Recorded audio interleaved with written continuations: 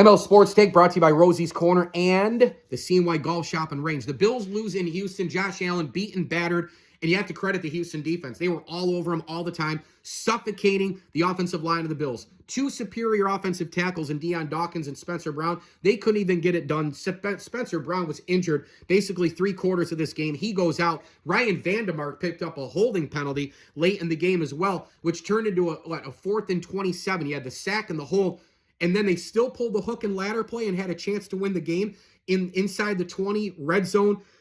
What in the world's going on here? Timeouts, all the rhythm, tempo, timing that Brady should have been using the entire game, like the first drive. He just kind of put in a box until the fourth quarter. What is up with this guy, Joe Brady? I have seen enough of this guy.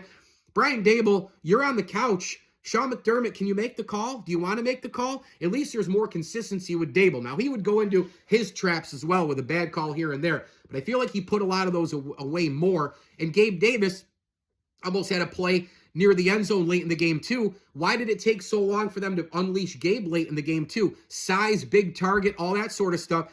You know, again, still trying to do the wide receiver screen thing to Shakir. The 4th and 1 play to James Cook, the delayed, run was horse shit. They took the ball out of Allen's hands. There were, 2.5, 3 quarters where Joe Brady didn't try his best with great offensive play calling.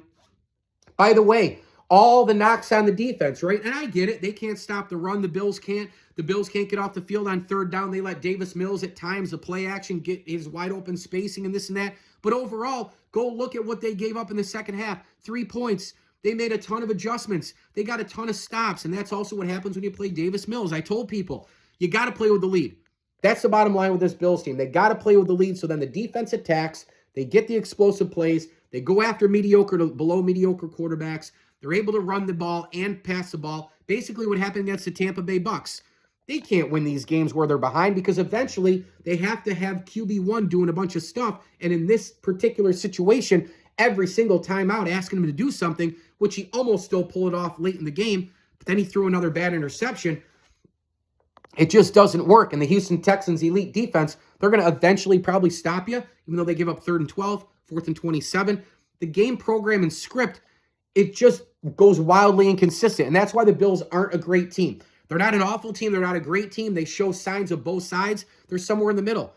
They're a good team that's probably a playoff team that right now they look like they can't make a run. A lot can change. I think they're going to have to go 4-2 to make the playoffs the rest of the way because 10 wins might not get you in, and the AFC East, gone. ML Sports Take brought to you by CH Insurance, Burn Dairy, and Burton Ace Hardware. As I always tell you, enjoy the games.